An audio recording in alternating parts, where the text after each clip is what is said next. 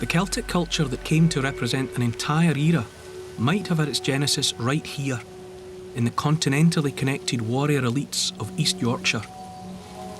So a warrior of the status, say, of the Kirkburn warrior, someone of that style and demeanour? Absolutely, and he was buried just about 10 miles from here.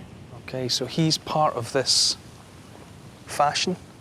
Yes, and figures like that who maybe were skilled at fighting or had achieved something in their life, or maybe even through the manner of their death, were treated to special kinds of burials.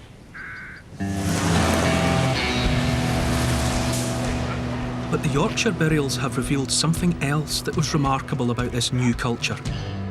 Because here, it seems, it was not only great warriors who were revered. Our picture of ancient Britain will always be incomplete because often the evidence we find is of important men. The artefacts are often symbols of martial prowess. What's remarkable here in Yorkshire is that around 300 BC we start to find evidence of something that's been missing from the story so far, and that is important women.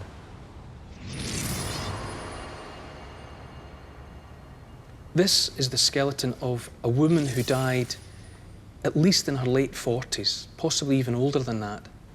But for all that she was an older, mature woman, her teeth are in remarkably good shape, which suggests she had access to a good, even privileged diet. But much more revealing and fascinating than her mere bones are the circumstances in which she was buried. This woman was buried lying on or inside a chariot, and around her were also placed all the furniture for horse driving.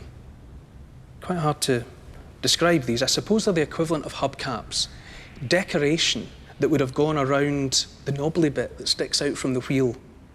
These are parts of the bit that the horse would have in its mouth, through which the reins pass and which give the driver control over the horse's head. But also in this woman's grave are items altogether more mysterious, even magical. This metal cylinder, beautifully decorated with Celtic artwork. Now, it's completely sealed. You can't get into it, you can't open it. If it ever did contain anything, it must have been organic and very small, so that with the passage of millennia that has decayed and disappeared. Maybe it was some beans or seeds so that it could be used as a ceremonial rattle. Perhaps even more powerful is this. It's been called a mirror, I suspect because in terms of its shape, that's exactly what it looks like. But for me, the word mirror downgrades this object, makes it seem trivial and to do with vanity. This, in its heyday, would have been highly polished iron, but even at its best, the reflection that it offered would always have been blurred.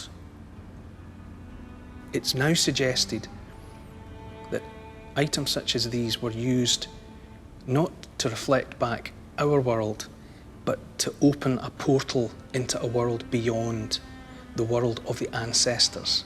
That by owning this and having access to it, you are able to communicate directly with the dead.